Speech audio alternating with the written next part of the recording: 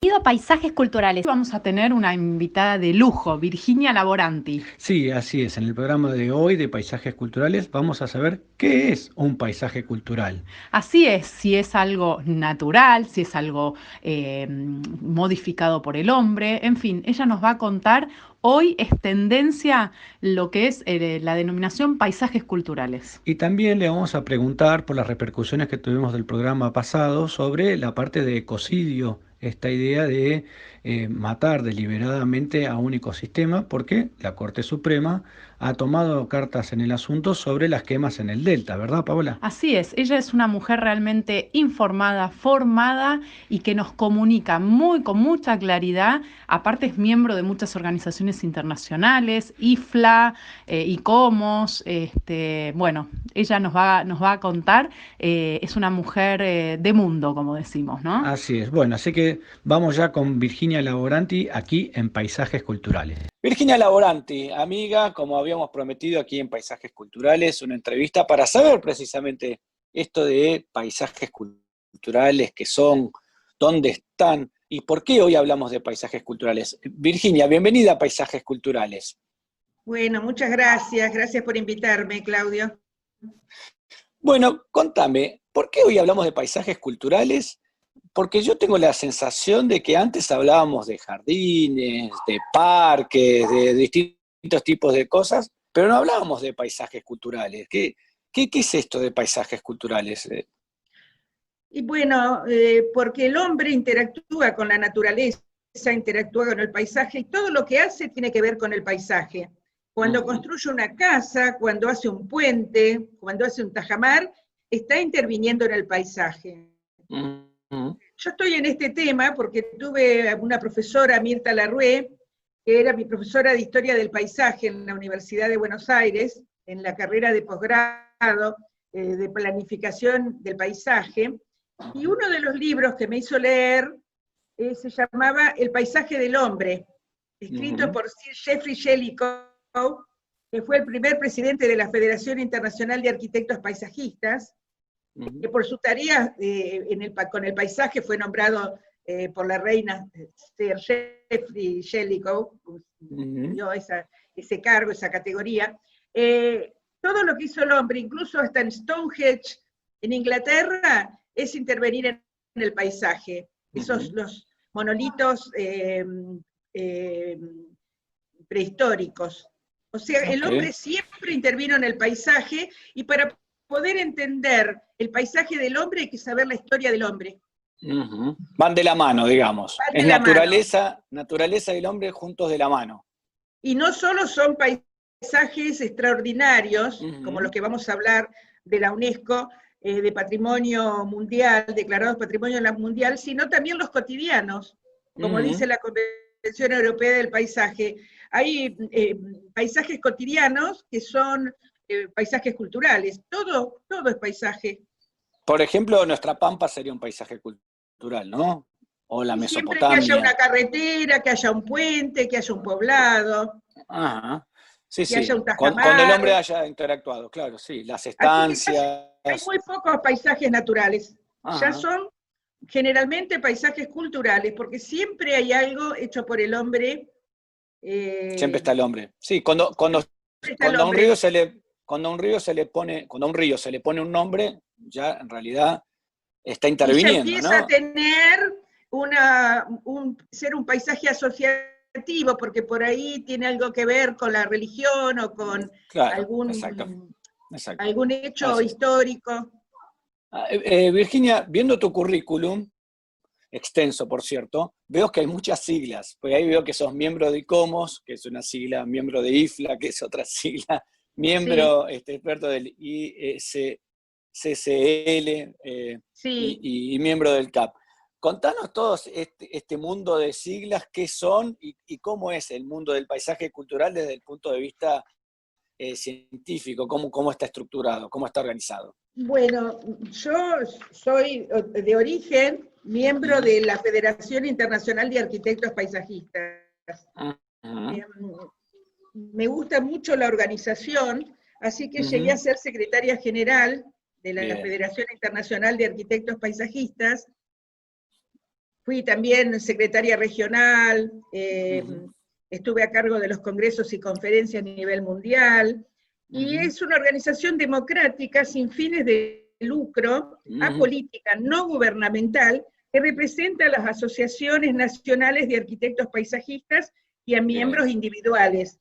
Donde no hay una asociación, hay miembros individuales. Por ejemplo, Bután, que tienen un solo arquitecto paisajista.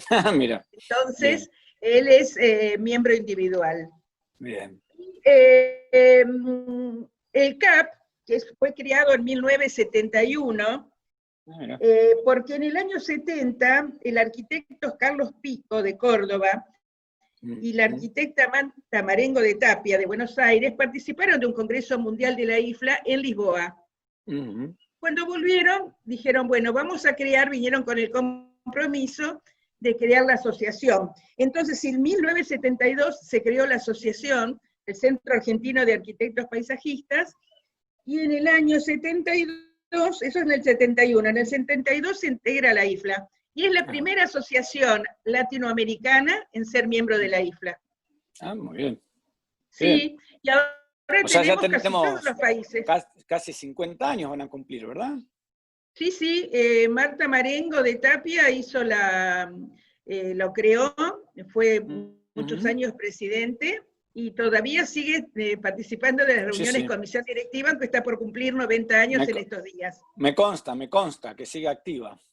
Muy activa. Sí, de hecho Así nosotros... que le agradecemos a ella ser miembros de la IFLA y estar en el mundo, porque cuando tenemos reuniones en los consejos mundiales somos arquitectos paisajistas de todo el mundo discutiendo nuestros temas.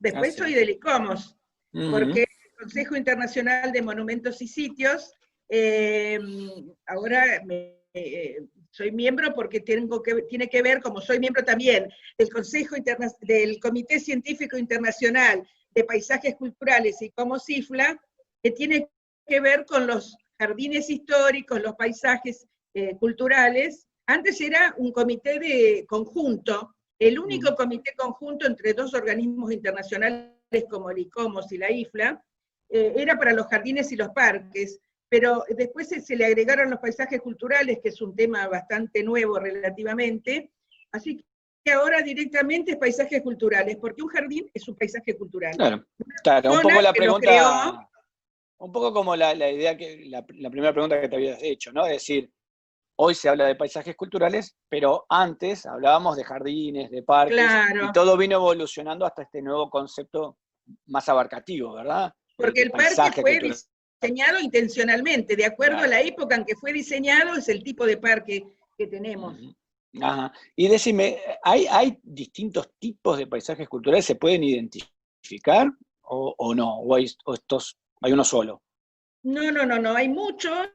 Hay uno que es, por ejemplo, la Convención sobre Patrimonio Mundial, en 1992, define los paisajes culturales como la obra combinada de la naturaleza y el hombre, ilustran la evolución de la sociedad y los asentamientos humanos en el transcurso del tiempo, bajo la influencia de las restricciones físicas y las oportunidades presentadas, por su ambiente natural y las sucesivas fuerzas sociales, económicas y culturales, tanto internas como externas. O sea, los paisajes culturales reflejan las dinámicas humanas y su relación espiritual con el ambiente y la naturaleza. Según la UNESCO, hay otros también, pero esto sería lo más abarcativo, están los paisajes diseñados, los paisajes evolutivos, que pueden ser relito o paisaje vivo, o los paisajes asociativos.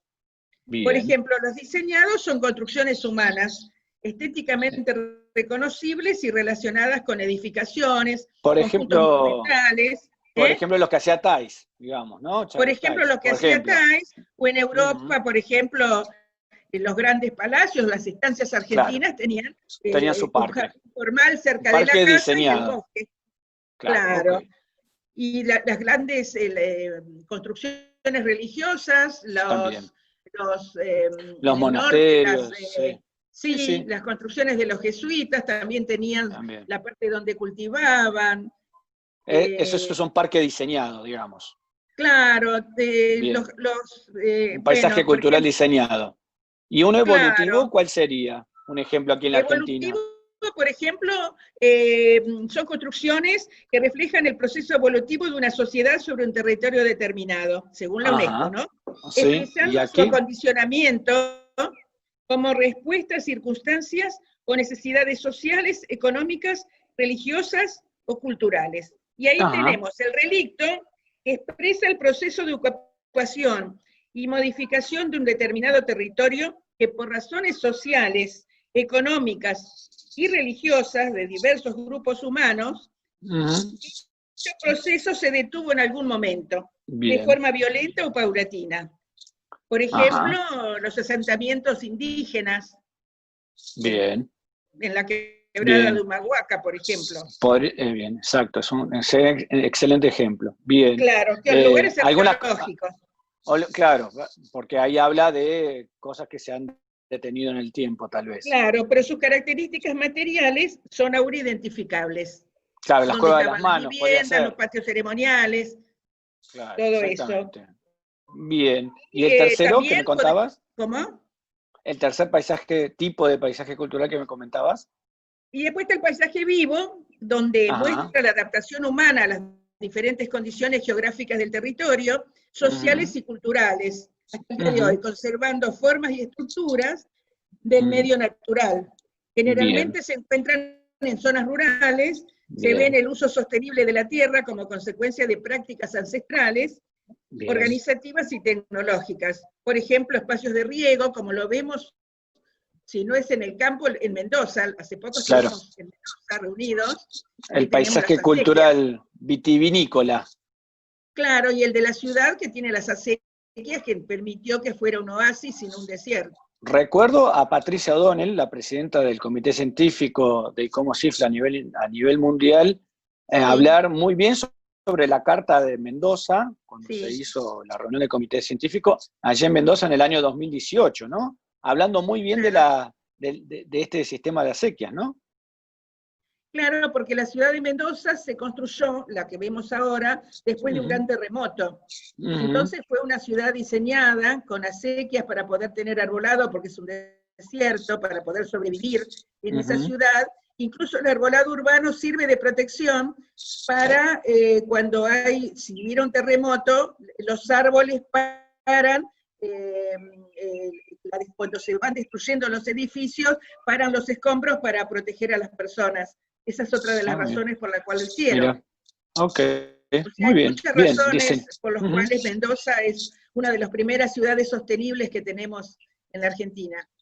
Y bien podría ser catalogada como un patrimonio cultural, ¿verdad? Digo porque no lo es hoy. Exactamente, es un patrimonio cultural, sobre todo por la forma en que está diseñada, el riego, el Claro, arbolado, que es maravilloso. mi pregunta era que lo es, pero no está declarado como tal. No, tenemos muy poco, no tenemos declaraciones de paisaje cultural en la Argentina, porque es un término muy nuevo, se Ujú, intentó con Buenos Aires y La Plata, pero ujú, incluso creo que la gente que vino o que estudió la documentación no estaba tan preparada para tratar los paisajes culturales, ujú. porque en el ICOMOS, si bien está el Comité ICOMOS-IFLA, también es algo nuevo, recién ahora tenemos suficiente cantidad de gente en los distintos Ujú, países, y en Francia, en las oficinas centrales de la ujú, UNESCO, ¿no? claro, sí. Porque Por el eso, Comité ICOMOS-IFLA es asesor de la UNESCO en sí, temas claro, de patrimonio de la humanidad, correcto.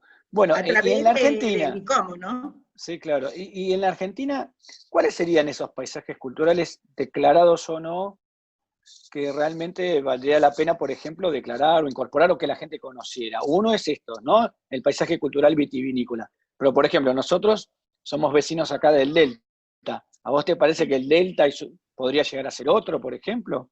Sí, por la forma en que se construye, por la forma en que la gente lo vive, se Ujú, construye sobre palafito, ujú, cómo está el barco ambulancia, el barco almacén, ujú, la forma en que la gente vive, se aprovisiona, ujú, eh, es un paisaje cultural.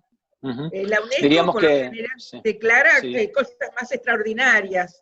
Por ajá, ejemplo, el Gran Camino del sistema vial andino, que tenemos también toda nuestra cordillera, fue declarado Patrimonio de la Humanidad por la UNESCO en el 2014. Correcto. No dicen que es un paisaje cultural, pero es un paisaje cultural. Sí, sí. Eso fue son varios, en el 2014, y está construido por comunidades prehispánicas andinas, principalmente en el siglo XV. Mira. Y los diferentes pueblos originarios fueron trazando caminos que luego los incas lo incorporaron y articularon en sus propios sistemas, ¿no? Camineros. Pues, constituye... sí, te escucho. Sí, decime. No, constituye una obra física única de gran trascendencia para la historia de la humanidad. Correcto. Vuelvo sobre el Delta.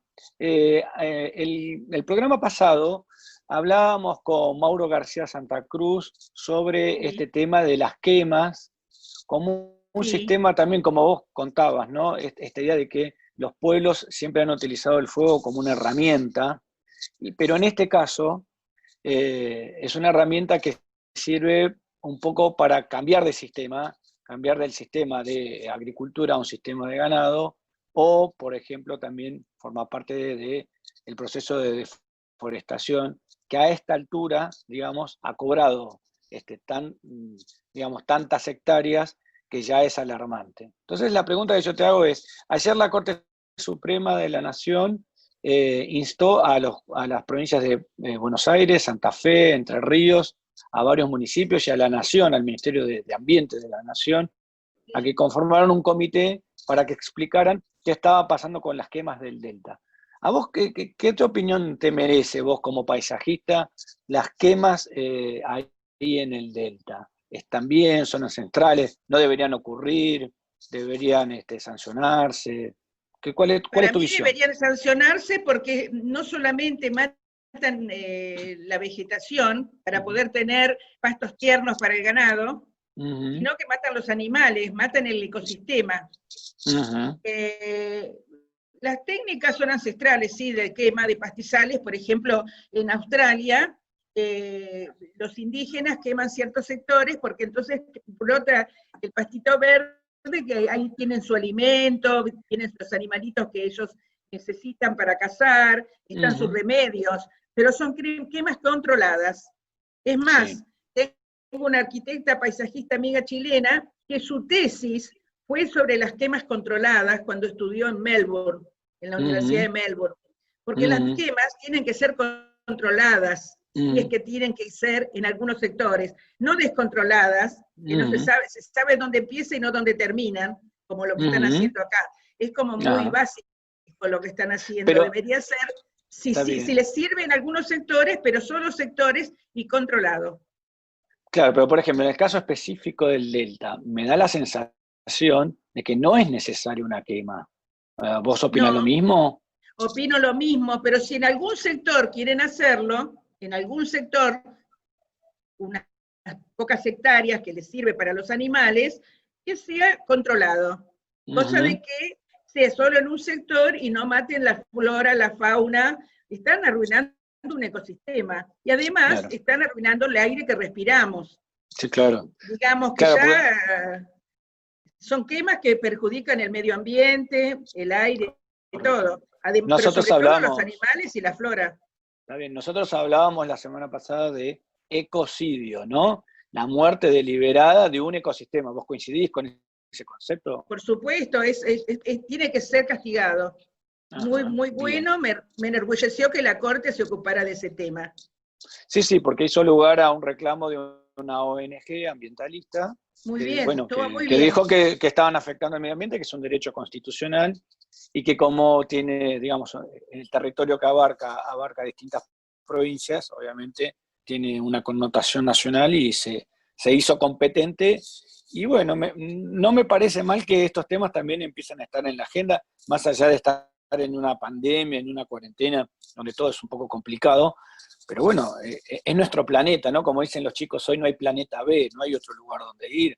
Así que claro, yo no recuerdo esas quemas, no recuerdo las quemas que hay ahora antes. Yo vivía en Entre Ríos, viví unos años en Entre Ríos, y yo no recuerdo estas quemas. O sea, que me parece que ahora son mayores porque se quieren seguir expandiendo.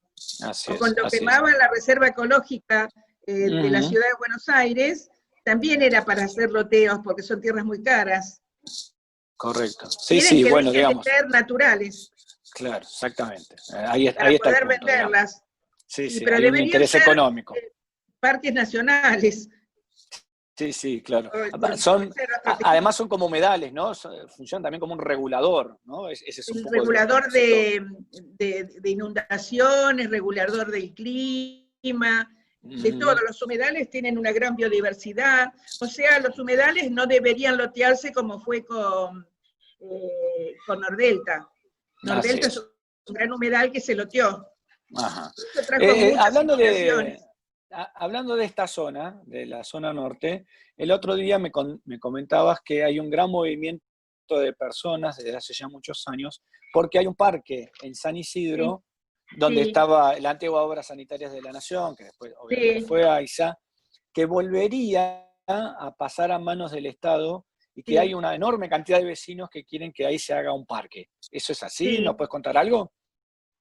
Sí, son 20 hectáreas en Avenida Centenario y Tonkinson en Bécar, partido San Isidro, que perteneció en el siglo XIX a Obras Sanitarias de la Nación. Pero también durante casi 100 años tuvo gran importancia como fábrica de ladrillos para la obra hídrica y pública del país, no solamente de la zona, y también se hacían productos para la potabilización del agua para la metrópolis y las provincias incluso. Ese es un gran paisaje cultural y un bosque urbano que tiene San Isidro, que debería ser protegido, y no como lo compró Cencosud, pero una de las cláusulas en la compra era que si no hacía nada en 20 años lo tenía que devolver. Ajá, y estamos en esos 20 años. La AVE está luchando para que lo devuelvan, pero tenemos miedo que lo quieran vender para viviendas, como quería hacer Cencosud, viviendas y un gran hipermercado, porque la verdad que San Isidro no tiene ni 1 metro cuadrado de espacio público por habitante. Entonces, ese parque sería un gran integrador entre todos los barrios de San Isidro, porque por un lado tiene clase media, por el otro lado linda con viviendas sociales, por claro, otro con la lado, cava, ¿no? Lo que la se conoce cava, como la porque cava. ahí estaba el pozo donde se sacaba la tierra para los ladrillos. Por eso se llama la cava, digamos, ¿no? Era la Por eso cava donde se sacaba la cava, tierra para los ladrillos. Claro, y por otro lado tiene gente de 2 lados, de gente de un nivel económico más alto. Entonces sería un gran integrador para que todos los vecinos de San Isidro tengamos un pulmón verde. Y un bosque urbano, no te digo que el Central Park porque es más grande, pero sería el Central Park de San Isidro, que sería buenísimo, y además tiene mucha historia, es un paisaje cultural, tiene edificios de AISA, y hay una arquitecta que ya hizo todo el estudio para cuando hizo la maestría en patrimonio, que ya nos dio toda la documentación para utilizar. Buenísimo. Bueno, buenas noticias. Entonces, hablando de la agenda, ¿qué es lo que se viene? ¿Qué es lo que hay en esta pandemia para ir viendo, para ir preparándose? ¿Nos puedes adelantar algo? Bueno, nosotros como comité de paisajes culturales y como CIFLA, comité científico, teníamos varios eventos para este año que no los pudimos hacer. Hay ya demasiados cursos, y así que decidimos hacer no hacer los eventos por ahora, pero estamos preparando un boletín para las Américas, para el ICOMOS, y también vamos a difundir lo del Comité de Paisajes Culturales del ICOMOS en ese boletín para todas las Américas. Y la idea es hacerlo más amplio después, más adelante. Es decir, lo que se dice un newsletter, es decir, una especie de boletín donde... ¿Quiénes estarían ahí? ¿Estarían cada país de América? Estaríamos todos los países latinoamericanos, pero invitaríamos a que hagan notas a los de Norteamérica, Canadá. Y, América como un continente. América, porque nosotros estamos divididos en el comité y como CIFLA, este Comité Científico Internacional, en regiones. Pero las Américas está dividido en Norteamérica y Latinoamérica y el Caribe. Bueno. Así que nosotros vamos a hacer el boletín con vos, ¿no? Sí, claro, ahí vamos Claudio, vamos a hacer el boletín de las Américas. No, primero vamos a hacer el de Latinoamérica.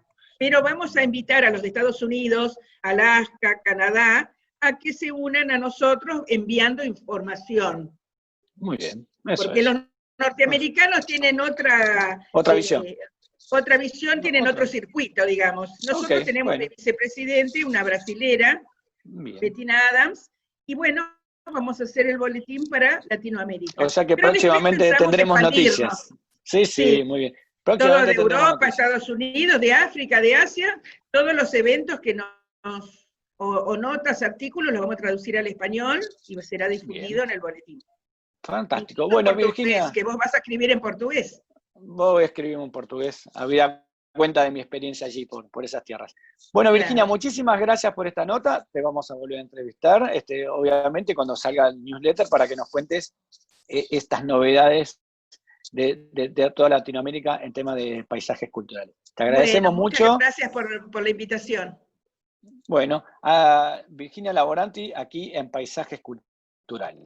Claudio, realmente qué nota, qué nota jugosa, le ha sacado el jugo, le hemos sacado el jugo a Virginia. Así es, bueno, le preguntamos de todo, ¿no? Sí. Es decir, qué era un paisaje cultural, estas noticias sobre ese parque, el Central Park que ella llamó, ¿no? De San Isidro, que podría ser, que ahí está a punto de volver a manos del Estado y que los vecinos estaban pidiendo para que se convirtiera en un parque y en un bosque urbano, un bosque integrador que puede integrar a muchas clases sociales de distintos estratos, la verdad, la naturaleza como integrador de la sociedad, ¿no? Exacto, aparte en un momento como en el que estamos, ¿no? En esta cuarentena eterna, que los espacios verdes, la naturaleza, el verde, los pajaritos, es un denominador que todos buscamos, no importa la clase social, a qué te dediques, hoy es un valor muy preciado. Así es, y bueno, y también hablábamos de esto de las quemas del delta, y de la posibilidad que vamos a tener todos vía internet de tener una newsletter, es decir, un boletín de informaciones sobre todos los paisajes culturales que hay en América. Ya vi que te convocó, ya vi que te puso ahí, te dijo con vos, ¿no, Claudio? Sí.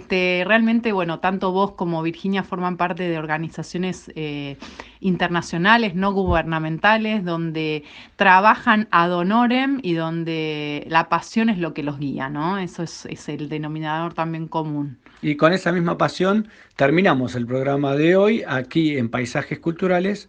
Tu portal de noticias en Patrimonio Cultural. Gracias por estar con nosotros. Nos vemos todos los viernes y con todas las repeticiones que tenemos, que son muchas. Síganos por las redes, búsquennos en Paisajes Culturales. Nos vemos. Comuniquémonos, por favor, que nos interesa tener devoluciones de lo que opinan, de lo que quieren escuchar. Estamos para ser el portal de noticias de los argentinos y del mundo, ¿no? Así es. Nos vemos la próxima.